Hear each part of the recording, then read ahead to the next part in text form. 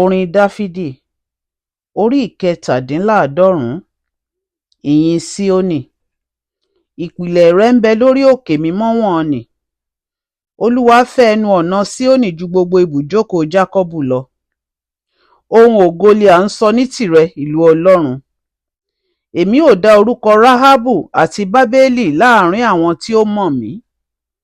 Kíyèsí, Filistia àti Tírè pẹ̀lú Etiópíà a bí eléyìí níbẹ̀.